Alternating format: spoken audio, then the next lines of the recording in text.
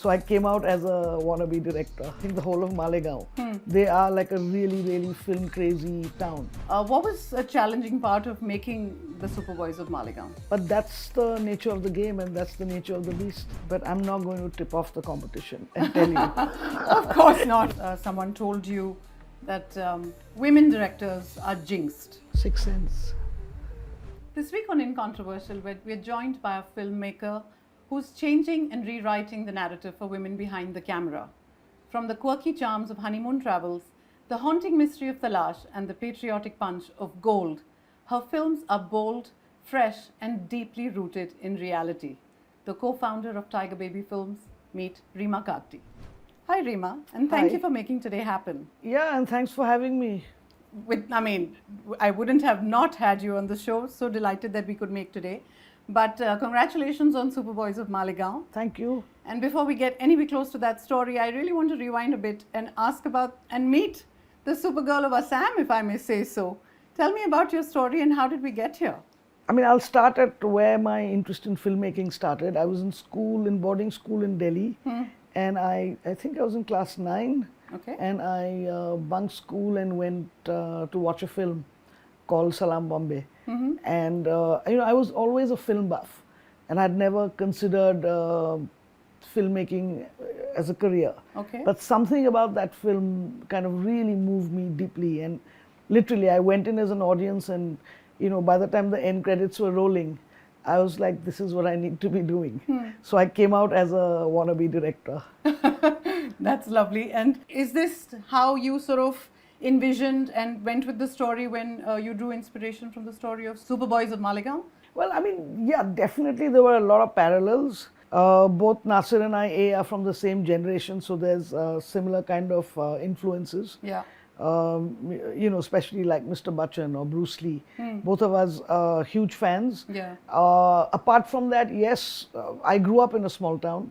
So there were, I could relate very deeply to what films meant to Nasir and his circle of friends. Yeah. And in fact, I think the whole of Malegaon, they are like a really, really film crazy town. And I grew up as a film crazy person in a small town. So yeah, there were many parallels. And I mean, I'm sure that it's tough making films on true stories or events which are inspired by true stories. People know about it, people have seen what sort of transpires.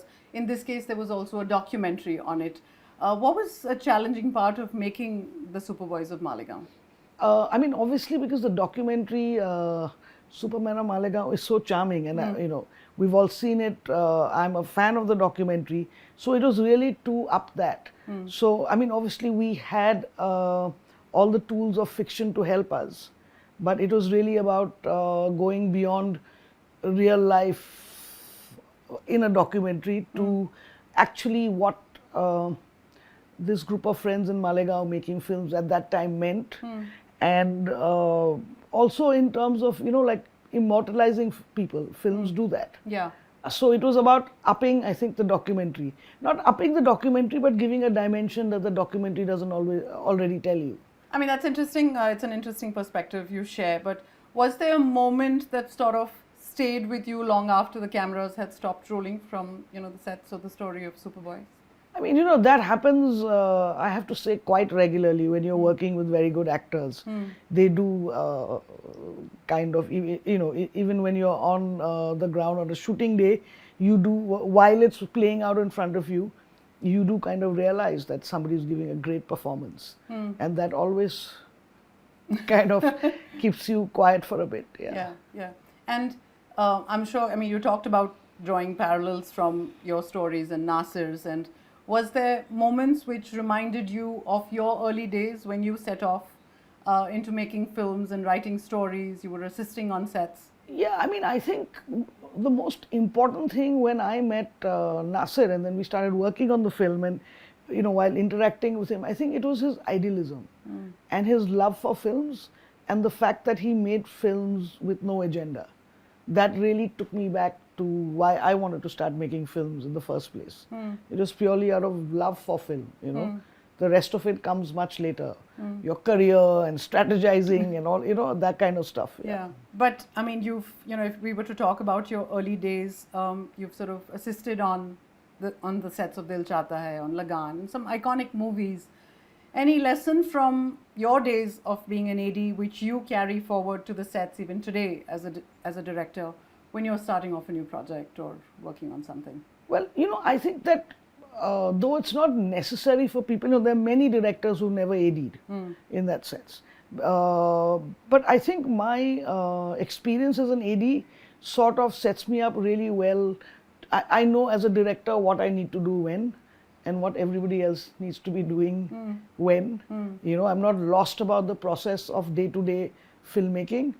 And I think that my AD experience gave me that very strong backing. And just sort of living and breathing the experience, the world, the whole universe. Yeah, definitely. Being around a film set and just seeing how tediously films are made, shot by shot. Yeah, absolutely. With hundreds of people working on a frame. Yeah, and going frame by frame. There's so much time, effort that goes into making the films. Is it heartbreaking as a filmmaker that audiences just sort of write off a film, after watching it in a jiffy? That's part and parcel of the job. You spend a lot of the crew also. We spend so much time working, sometimes years, working on a film, and then in 2 hours it's out there, and everybody's watching it and judging you. But that's the nature of the game, and that's the nature of the beast. Nature of the beast, as you call it. And speaking of the beast, if I may say so, and a majestic one, from such early days and such humble beginnings to writing, directing, and today co-founding a production company. Did you ever think you would reach this far? And is this something that you always wanted to do? And sort of. Well, I mean, definitely after that, class 9 screening of Salaam Bombay, I definitely knew that I wanted to write and direct. And, the producing came organically, pretty much, I think, based on Zoe and my writing partnership. It just felt like the correct natural step. So, no, I mean, I never really planned things too much or strategized too much. So, yeah, it's about how, going with the flow and things kind of organically came up. But if I may ask, it's a very fun, quirky and bold name, Tiger Baby Films. And what is the sort of core vision behind Tiger Baby and the kind of films that you've already made? There's a certain style that we see, and what can one sort of expect in the coming future? Well, I mean, to answer the first part of your question, why Tiger Baby, the name, I think Zoya came up with it, and the reasoning behind it was that we wanted to sound like something that was fierce yet feminine. And in terms of what we really, again, like I said, we don't strategize too much about our slate. We're doing fiction, we're doing non-fiction, we're doing long format, we're doing films, we're doing, a bunch of stuff. We're doing collab work. Yeah. And it's really what speaks to us. Yeah. And stories that really kind of touch us, and we think that there is something to add here. There's a take that's fresh, that's, and yeah, we want to tell stories that are Indian but have global potential. And yeah, that's where we're focused. I mean, clearly you've got audiences hooked because people really sort of binge watch on the work that comes from, both your names as well as from the House of Tiger Baby, if I may say so. There are stories that are deeply personal. Some of them tackle societal issues. Is there a story, though, you feel that you haven't yet said and you would be keen to write and tell and make it? I mean, there are many. There are many. But I'm not going to tip off the competition and tell you. Of course not. Right now. Of course not. What's next, though, on your drawing board? There's a documentary you mentioned. That there is a show coming out with Amazon in June. It's called In Transit, and it's kind of a deep dive into the transgender community of India, where there's so many things that are transitioning. People are transitioning, laws are transitioning, society is transitioning in their attitude towards this community. So yeah, that's something that we're really excited about, directed by Aisha Sood. And we're developing a slate of films. Just kind of finished writing something for myself that Zoe and I have written together, and I'm trying to cast that right now. Wow, that's a plate full. And if I may also ask, you mentioned once someone told you that women directors are jinxed. Did that sort of discourage you or pushed you to work harder and sort of prove the naysayers wrong, as it were? Honestly, that was said, and that was something that was said pretty often when, in the early days when I was a production assistant and an AD.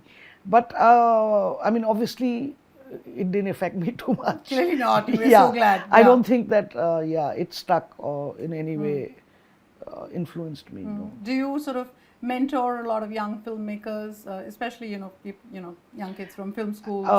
Definitely that was the idea of Tiger Baby, not just for Zoe and me to platform our work, but also for younger directors, writers, technicians. So, and we do work with actors. So we do work with, an entire spectrum of young people. Talent there. Yeah. Nice.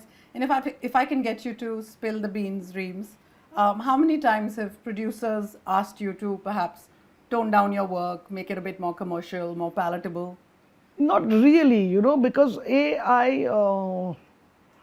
most of my work has been produced by Excel or co-produced with them, and there's always a perfect understanding between us. So that has not happened so often. Okay, well that's nice to know. Then you've sort of true to the word and bold and fearless as is your personality pretty much. But time for a quick rapid fire, if that's all right with you. Sure. A director whose set you'd love to sneak onto, perhaps? Maybe Wong Kar-wai or Pedro Almodovar. Okay. All of us were binge watching Superboys of Malegaon this weekend. What are you binge watching on these days? Adolescence. Oh, right, lovely. Okay. A movie that made you cry or moved you emotionally? There's so many. I think I'd go with my first memory of crying, I think, in a movie or feeling really emotional was E.T. Okay. Yeah. So, quite an unusual. Yeah. I was a kid, you know what I'm saying? And when E.T.'s going back, I did. That was, I think, the first time I got emotional. I remember feeling like a huge lump. Oh, yeah. Sweet. Last WhatsApp message that you sent to an actor? Must be to the Superboys team, yeah. Okay. A film that you wish you had directed? Sixth Sense. Nice. Most underrated Bollywood actor today?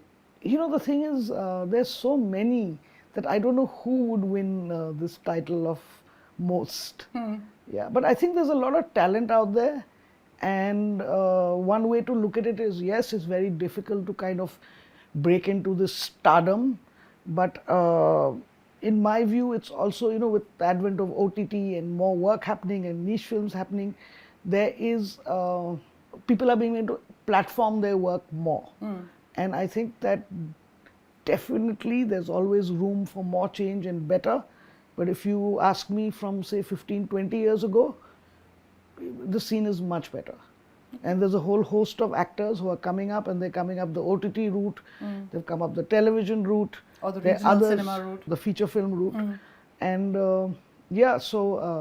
I do hope it'll get better, though. There's always space for improvement. We have a good talent pipeline. The stars can always be made, I guess, as part of the machine. Yeah, and that's something that's that X factor that no one can, that's what it is, and that's how it's always been.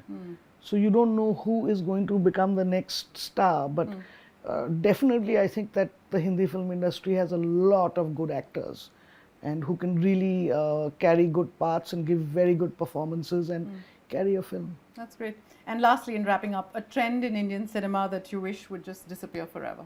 I kind of don't want to censor in any way any kind of content that somebody wants to make. I think that I'm a knee-jerk liberal, and everybody should be allowed to do what they want to do without hurting other people. By that I don't mean people can't be like, you made that film and you hurt me. I think that what you can be is that you made that film, I saw the trailer, I didn't like it, I won't watch it. You also have to be reasonable in the ways that you are getting hurt. Yeah. But beyond that, without hurting people, I think that people should be allowed to do what they want. Therefore, I would not like to call out anything that shouldn't happen, because I think things that, I may not like it, but somebody else enjoys making it and somebody else is enjoying watching it. It's perfectly valid, and it's, people should continue. Lovely. That was Reema Kagti, bold, fearless, and brutally honest. Signing off from InControversial. Stay tuned. Do like, share, and subscribe. Thank you.